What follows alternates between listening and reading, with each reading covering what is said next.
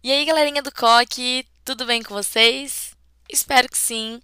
Vamos para mais uma aula de filosofia e o assunto hoje é sobre Michel Foucault e o biopoder. Vocês podem acompanhar esse conteúdo no módulo 47, capítulo 16. Vamos começando então falando um pouquinho sobre o Michel Foucault, quem que ele é na fila do pão, afinal de contas, né? Esse carequinha tão famoso da filosofia. Bom, Michel Foucault, ele é um filósofo francês contemporâneo. Ele vai buscar, não né, na verdade, uma descontinuidade com relação às filosofias tradicionais, a maneira com que era feita a filosofia tradicionalmente. Então ele rompe com essas tradições. Eu sei que parece que eu sempre falo isso de romper com as tradições, mas alguns eles rompem mais um pouquinho realmente. Qual que é a proposta do Foucault? Não é necessariamente de ser aquele cara que vai filosofar sobre as coisas, até porque para ele filosofar sobre as coisas vai morar num outro espaço. E aí, a proposta dele é uma proposta de arqueologia do saber. O que significa isso? Ele tem uma proposta de investigação da origem das coisas, do processo histórico pelas quais as coisas passam, para entender a estrutura. Então, quando ele for analisar o sujeito, quando ele for compreender o sujeito, e ele compreende o sujeito enquanto um objeto, na verdade, um objeto fruto de uma estrutura. Então, na forma com que nós pensamos, a forma com que nós falamos, as ideias com que nós temos, as escolhas que nós podemos ter, por exemplo, são sempre fruto de uma época, de um contexto no qual nós estamos inseridos, né? Ele vai ter influência de alguns filósofos anteriores, mas ele vai romper em grande parte com os elementos. Mas em geral a gente pode ter, né, o Foucault com essa postura de arqueólogo do saber, né? Então ele tem que buscar a origem, a estrutura, o que se dá, né, que faz com que nós pensamos como a gente pensa, com que nós acreditamos que o certo é aquilo que a gente acredita que é o certo, que o errado é aquilo que a gente acredita ser o errado. E assim vai. O Foucault, então, ele foi um severo crítico da tradição moderna, né, da filosofia moderna, assim como a gente já viu ele na escola de Frankfurt, a crítica à filosofia moderna, a crítica àquela racionalidade dominadora, né, que a escola de Frankfurt traz como uma racionalidade instrumental, pretendendo então fundar um conhecimento calcado em reflexões sobre ética e política, à luz então de estudos históricos. Para ele é muito importante eu considerar aspectos históricos para poder entender a que ponto nós estamos, né, aqui e o que essa estrutura em que eu estou envolvida influencia no meu pensar e nas minhas escolhas. Daí então o Michel Foucault ser chamado de arqueólogo do saber, admitindo que o seu trabalho ele vai estar mais ligado, né? O ser não, o seu trabalho vai estar mais ligado à história, né? Aos aspectos culturais. Vou analisar então a historiografia de cada contexto, por exemplo, né? A sua análise acaba sendo um pouco mais aprofundada nesses aspectos históricos do que realmente algo que fosse como uma filosofia tradicional, como uma filosofia socrática, como uma filosofia que a gente está na verdade, acostumado, né, a reparar. Ele vê então que normalmente as práticas, né, discursivas, as práticas éticas, políticas ao nosso entorno, elas vão moldar e vão nos influenciar muito a nossa noção, inclusive, de certo e errado. Então, nós somos moldados, modificados historicamente, né? Então, cada contexto, a gente é filha de cada contexto em que a gente vive, para poder ter a possibilidade de pensar sobre determinadas coisas, discutir sobre determinadas coisas que outrora as pessoas não tiveram. A gente não precisa ir muito longe nisso, é só vocês separarem, conversarem com os pais de vocês sobre discussões que vocês conseguem ter entre os amigos de vocês, conversa que vocês conseguem ter com os pais de vocês e que eles não conseguiram ter com os avós. Então, assim, todo um processo que ele vai se dar diferente, né? Então, uma estrutura, um contexto, uma época que vai me possibilitar ver determinadas coisas como certas ou como erradas, né? Então, esse vai ser o processo pelo qual a gente vai passar. Então, eu trouxe algumas citações do Foucault para a gente conversar e analisar sobre. Eu vou vir aqui pro cantinho para poder falar para vocês. Então, eu gostaria de dizer, antes de qualquer coisa, qual foi o objetivo do meu trabalho nos últimos 20 anos. Não foi analisar o fenômeno do poder, nem elaborar os fundamentos de tal análise. Meu objetivo, ao contrário, foi criar uma história dos diferentes modos pelos quais, em nossa cultura, os seres humanos tornaram-se sujeitos. Meu trabalho lidou com 3 modos de objetivação que transformam, né, os seres humanos, então, em sujeitos. Esses sujeitos que nós vamos estar analisando, né? Quais seriam, então, esses 3 modos de objetivações dos seres humanos? O primeiro modo diz respeito à pesquisa humana que tenta atingir um patamar de ciência, né? E a esse modo a gente pode chamar então de arqueologia do saber. É isso que a gente está falando até, né, agora, né? A proposta do Foucault, analisar cada contexto e o indivíduo como fruto de cada contexto, onde residem as escolhas desse indivíduo, né? Então é bem interessante esse ponto que ele vai passar realmente dessa busca, né? Ele se coloca mais como arqueólogo do saber do que como filósofo, necessariamente.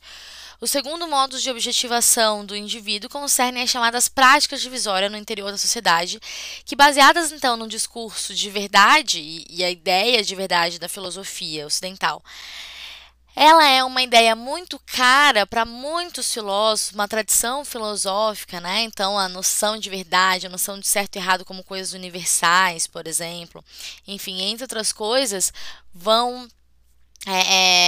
ser, né, fatores que vão contribuir para as relações de poder que nós vamos ter dentro da nossa sociedade, por exemplo, que vão ser um objeto de análise aqui para Foucault ainda. Então, visam estabelecer, por exemplo, aquilo, como eu falei, né, o que é normal e aquilo que excede, então, o normal, né, o anormal. E este modo de objetivação Foucault denominou, então, de genealogia do poder, e a gente relaciona, entende um pouco mais isso nessa aula também. E, por fim, o último modo é relativo aos indivíduos como sujeitos, mais precisamente como se conhecem como sujeitos de desejos e atuam, né, assumem comportamentos sob as linhas de força construídas na sociedade. Então, ele vai estar analisando essas forças, né, sociais ao nosso entorno, sendo que nós não somos sujeitos simplesmente influenciáveis, nós fazemos escolhas também, e essas escolhas também vão resultar também, né, os nossos desejos, né, nossas ambições, enfim, né, que vão estar vão estar disputando, né, com essas forças sociais, digamos assim, como a gente viu na aula passada do Freud, que acontece isso também, ao qual então ele nomeou de analítica interpretativa da ética. Bom, vamos pensar o seguinte, deixa eu subir aqui que eu tô lá embaixo, né?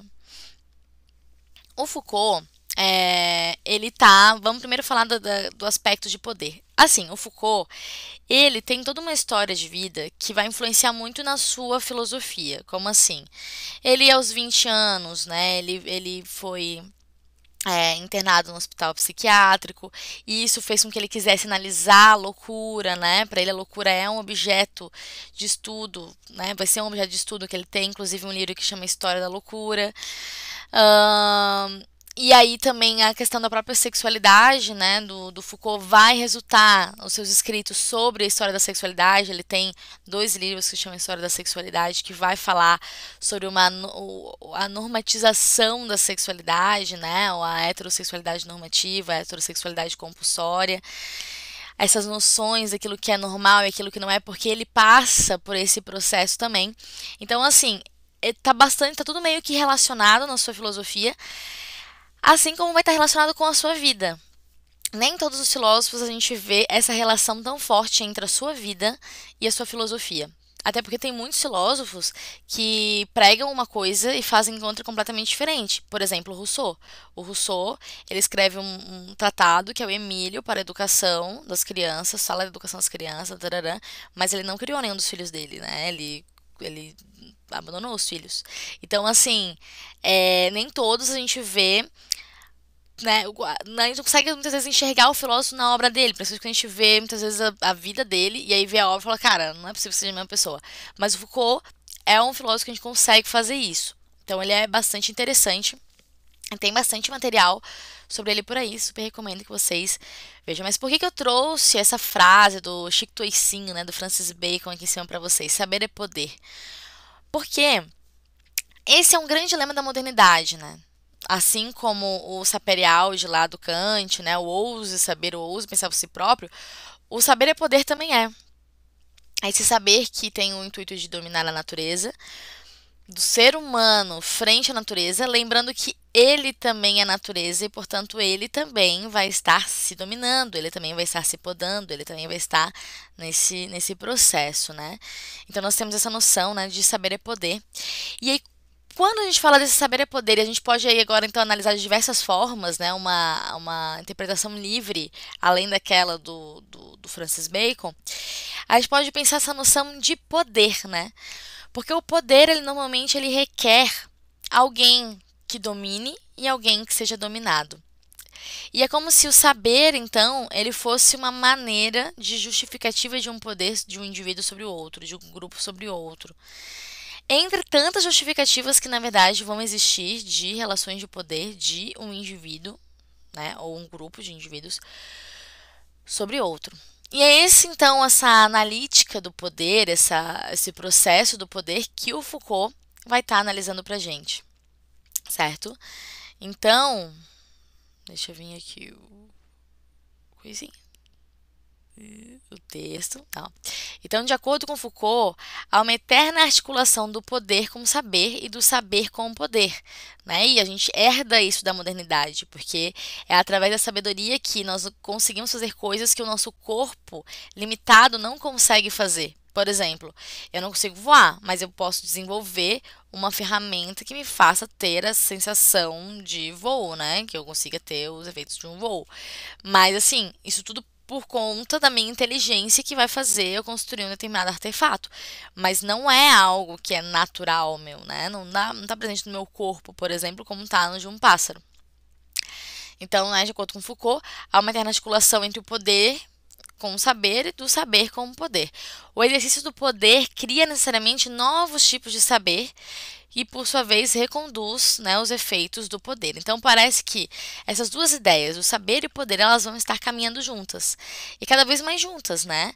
A gente tinha isso, a gente fala da modernidade, Francis Bacon, mas a gente vê isso estar presente, se renovar, né, a cada aula que a gente dá sobre a contemporaneidade, esse tipo de reflexão. Certo? Deixa eu ver quanto tempo temos. Não sei se vou ter que dividir ela em dois. Não, temos tempo ainda. Bom, então, o que a gente pode perceber, né? Que, primeiro de tudo, que existe essa relação entre o saber, a sabedoria, o conhecimento e o poder, né? E a gente pode reparar que existiria, então, na sociedade, várias relações de poder. Várias relações de poder. E não só aquela que nós estamos acostumados a ver, que é, vamos supor, governos, leis, indivíduos, né, cidadãos. Não, a gente vai ter muito mais, mas muito mais mesmo, elementos, né, enfim, indivíduos que vão ter poder sobre o outro. E numa maneira também aonde eu posso ter poder sobre alguém numa determinada circunstância, mas outra pessoa ter o poder sobre, então, a minha pessoa, e assim vai. Então, o que acontece? As nossas relações, elas vão se dar nessa relação de poder, associada normalmente a esses aspectos, principalmente de conhecimento. Mas a gente pode ter outros aspectos que criam essas relações de poder entre um indivíduo e outro. Por exemplo, normalmente, né, eu não gosto muito de ter essa ideia, mas é uma coisa que é fato, né? Quando eu entro numa sala de aula, os alunos costumam ficar em silêncio e me ouvir, porque eles estão ali numa sala de aula, e quem não, me pedem para ir no banheiro, né? Aí eu dou uma permissão. Então, se eu dou uma permissão para algo e alguém me pede para fazer algo, é porque de alguma maneira eu tenho poder sobre esses indivíduos, né? Do mesmo modo que sobre outras instâncias, outras pessoas têm o poder sobre mim. E assim vai. E outras pessoas não têm o poder sobre essas pessoas. E assim vai indo, né, cara? Se vocês viram aquele filme que eu tinha falado na aula sobre indústria cultural, na segunda aula, que era o The Wall, e aí né, e tem uma das cenas, né, que mostra a escola tal, e o professor. Eu já vou começar a dar spoiler porque já faz umas semanas que eu falei desse filme. Mas tem uma das cenas que o professor vai lá e ele é muito duro com os alunos, né? Menospreza porque o aluno escreveu uma poesia, enfim, tem todo esse processo. E aí depois se vê, né, tanto o professor sendo bruto ali com os alunos, mas a esposa do professor sendo bruta com o professor, né? Da mesma maneira que ele bate no aluno, a esposa dele bate nele. Então, isso demonstra muito essas relações de poder que, né, vão existir na sociedade e que a gente vai estar imerso nisso, né? Em certa medida a gente vai ter poder sobre algo, em outra medida a gente vai ser dominado também, né? Vai estar relegado também ao poder de alguém. Então, essa estrutura de relação de poder, mas, né, está disseminada na sociedade como uma espécie, então, de uma microfísica do poder, a qual, né, seria analisada. O poder só pode ser compreendido, então, nessa complexa rede de relações entre os indivíduos, e o Foucault desenvolve uma concepção não jurídica do poder, recusando-se a aceitar o conceito básico de um poder centralizado no Estado. Então, assim, ele vê que é algo que vai existir, o poder do Estado, o poder estatal, um poder, mas ele vai além disso, ele está com uma análise das nossas relações, e essas relações, elas são relações de poder, em como a gente se organiza. É como se a gente precisasse dessas relações de poder, não que ele está defendendo, tá? Pelo contrário. Mas é como se a gente precisasse dessas relações de poder para que a gente mantivesse a ordem. A gente não segue simplesmente a nossa natureza nas coisas. A gente tem algumas coisas que possibilitam com que a gente siga uma ordem. Beleza? E aí, nessa tal de ordem, vai existir normatizações. Então, a gente tem normatizações de relações familiares, de relações de parentesco, de relações, né, amorosas também, de relações de amizade, aonde eu vou ter essas relações que vão ser necessariamente, né, de uma espécie de poder de um indivíduo sobre o outro. Então, nem sempre também as relações de poder elas vão estar calcadas numa relação que vai ser oriunda do conhecimento, oriunda do pagamento, né, do salário, do financeiro, mas vão ter outros elementos formadores da nossa cultura que fazem a gente acreditar que uma determinada pessoa tem mais poder sobre a outra. É igual quando a gente é criança e a gente, vamos supor, tem mais medo de pedir uma coisa para o nosso pai do que para nossa mãe, porque a palavra final normalmente é do pai, ou porque a palavra final normalmente é da mãe. Então, o que vai existir na sociedade que vai fazer com que a palavra final seja de um ou de outro, né? E entre outras coisas, entre outros papéis que a gente vai ver, então, serem colocados nos indivíduos e que vão ser papéis que estabelecem poderes, né? Desse indivíduo, privilégios desse indivíduo dentro desse âmbito no qual ele se relaciona. Então, o poder é visto como uma prática social ocorrendo em qualquer nível de relação, como uma forma de manutenção de uma certa organização. É como se fosse necessário, né, para um bom funcionamento, certo? Há um tempo atrás, né, a gente tinha muitos casos. Hoje na verdade, acontece, mas não necessariamente por uma ideia de uma obrigação, mas por uma ideia muito mais de uma escolha, de repente, né? Acho que nem todos os casos vão vir como uma obrigação. Mas, por exemplo, há uns anos atrás, né? Normalmente, a gente era muito comum, a gente ouvia, a gente, na verdade, é muito comum a gente ouvir ainda. ah, Quando as meninas completam uma determinada idade, aí elas começam a cozinhar, por exemplo, aprender a cozinhar. Aí alguém vem e fala que já pode casar, e aí, enfim, né? Já começa toda aquela idealização, taranã, do casamento, da vida de casado, e ser mãe, e ser pai, enfim, tudo isso. Bom, o que acontece?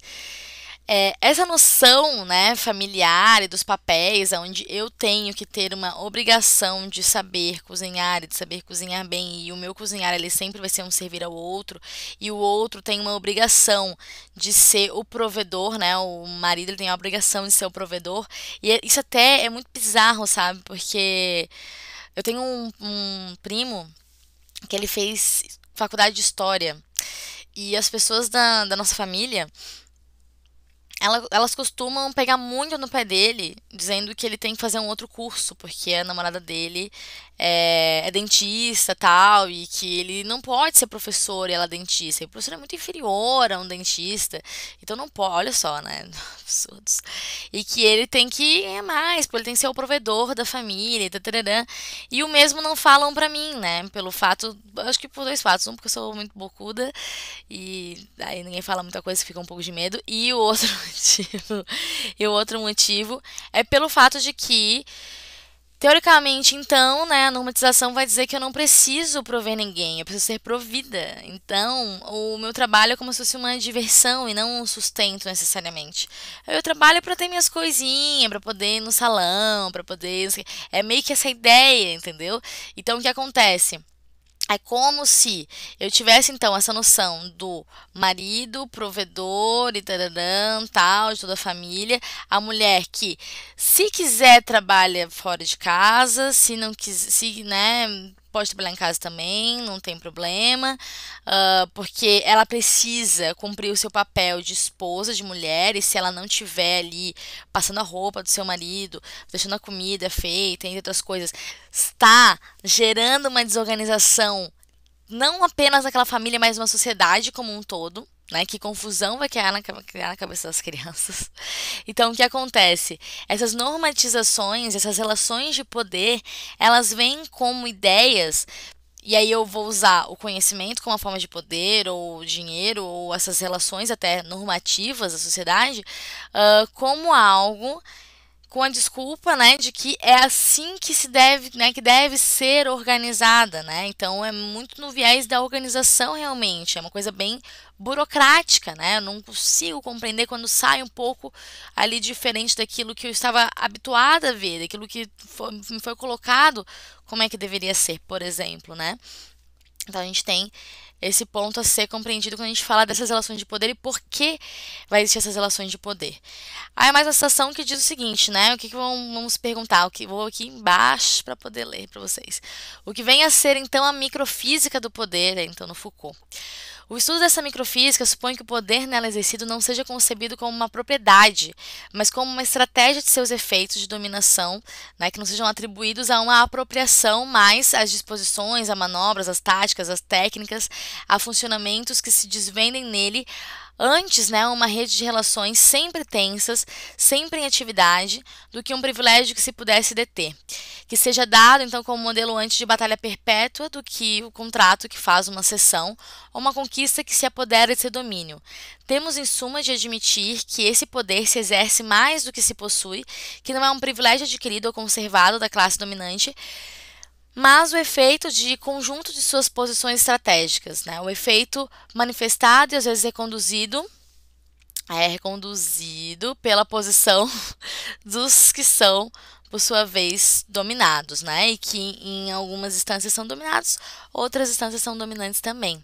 Então a gente vai ter esse tipo de coisa aqui no Foucault para ser analisado, né? Então o poder ele se institui normalmente por consentimento, por obediência, e o poder, quando a gente está falando, né, dessa análise do próprio Foucault, ele vê que cada vez mais essa obediência ela vai vir sem necessariamente um susto, uma penalidade, nem nada disso, é uma coisa que a gente já nasce dentro de normatizações e dentro desses poderes e respeitando esses poderes, né? Então, eu não faço as pessoas respeitarem leis, regras, ordens, porque se alguém infringe uma dessas regras, eu vou puni-la em praça pública, causando, né, vergonha, enfim, né, e temor nas outras pessoas. Mas eu vou ter nelas, então não vou utilizar a força normalmente, eu vou utilizar muito mais esses aspectos sutis, psicológicos, mas que são tão danosos, né, digamos assim, quanto, né, porque entra nesse escopo aí pra gente. Então, o poder se institui então, por um consentimento, nós consentimos normalmente as relações de poder por obediência, não apenas por uma imposição estatal ou jurídica. E nesse sentido, não é algo que se faz fora dos contextos sociais que constituem saberes para a afirmação de estratégias de organização e de disciplinarização social, né? As formas legais estatais de poder nada mais são do que formas terminais dessa disputa social, exercida então pela microfísica do poder. E a gente vê essa disciplinarização, os indivíduos disciplinados e os seus corpos, inclusive, né? E aí, quando a gente fala de biopoder, tem muito a ver com isso, os seus corpos serem disciplinados, quando a gente fala de corpos dóceis, né? Que vai ser até um conceito que a gente vê bastante no Foucault. Que seu corpo ele é docilizado, ele é acostumado a um espaço, e a sala de aula já demonstra muito isso, né? Então a gente se organiza numa determinada forma na sala de aula, todo mundo na sua cadeirinha, na sua mesinha, tem que utilizar aquele espaço que está ali determinado, seu corpo tem que ocupar aquele espaço. Determinadas posições não são permitidas, né? Entre outras coisas que vão, por sua vez, fugir então à ordem, à normatização, enfim, entre outras coisas. Eu tenho os indivíduos normalmente como iguais, porque principalmente eles utilizam, né? Muitas escolas utilizam um uniforme completamente igual. E isso dá a todos uma noção, uma sensação de que são iguais. né? E aí, quando a gente fala iguais, não só com relação a aspectos econômicos, mas com relação à personalidade, escolhas, entre outras coisas, a gente vê hoje uma liberdade muito maior, né? Do uniforme, se vai usar, como é que vai usar e tal, do cabelo e maquiagem, unha, mas, por exemplo, quando meu pai estudou, ele conta que tinha um corte de cabelo que tinha que ter para estudar na escola que ele estudou, as unhas tinham que estar sempre bem limpas e curtas, era visto antes da aula, a meia era de tal cor, enfim, entre outras coisas, né?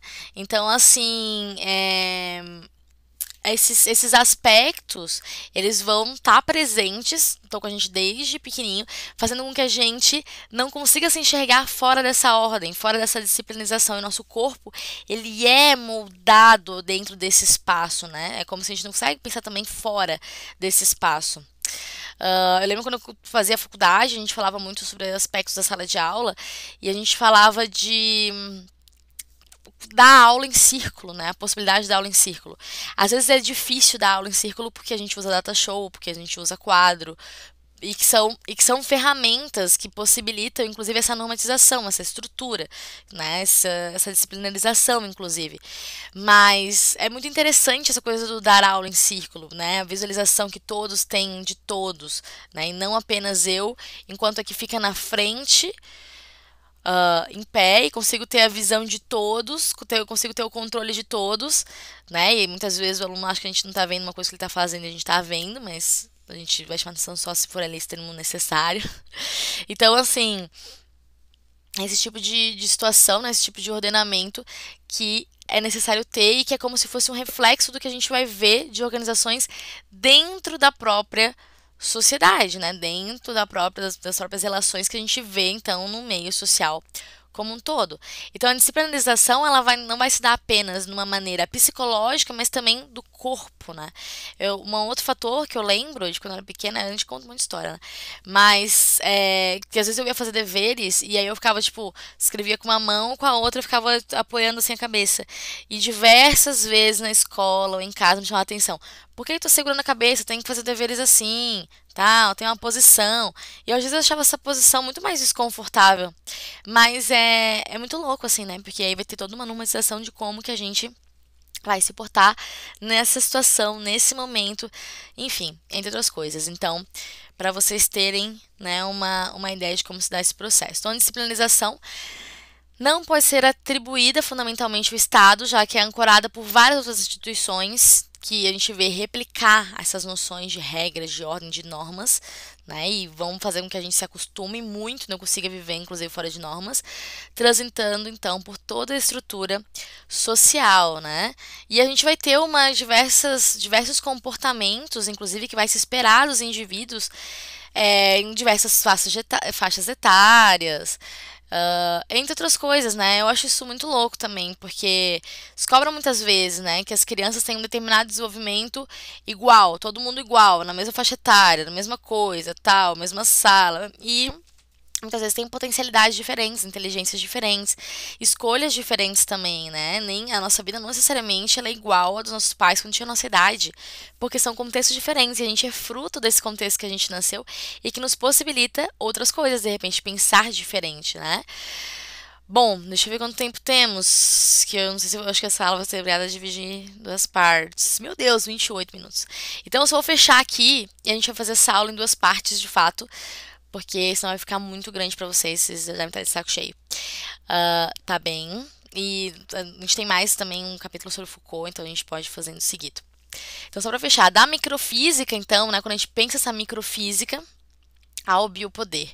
O pensamento de Foucault, ao apreciar a microfísica do poder, percebeu a importância da disciplinização dos corpos na sociedade, afinal, todo o regramento nas estratégias de organização social incidia de forma precisa na vida e na expressão social, né, material, né, do corpo. Então, o corpo ele está nesse meio, o corpo ele é moldado por esse meio, ele está se alocando, né, nos espaços também. Assim pode, né, se concluir que os micropoderes, se eles investem sobre o corpo, né, e por sua vez eles são disciplinados, a ponto de otimizar o seu desempenho. Então, a gente vai ter, nas próximas aulas que a gente falar ainda sobre Foucault, uma análise sobre projetos arquitetônicos que possibilitam, então, esse maior desempenho, essa maior produtividade, né, essa produção em larga escala, porque eu tenho esse processo de disciplinamento do meu corpo muito maior do que uma espera por uma punição dele, certo? Gente, eu vou encerrando por aqui, porque, na verdade, deixa eu dar uma olhada. Eu tenho bastante coisa mais para falar, mas eu vou encerrando por aqui, então, a aula de hoje. E eu vou deixando uma segunda parte dessa aula para a semana que vem. E aí a gente continua as discussões sobre Foucault. Eu vou ter umas dicas também de filme para passar para vocês sobre esses assuntos e que são bem interessantes. Espero que vocês tenham gostado. Um grande beijo, fiquem bem e até mais.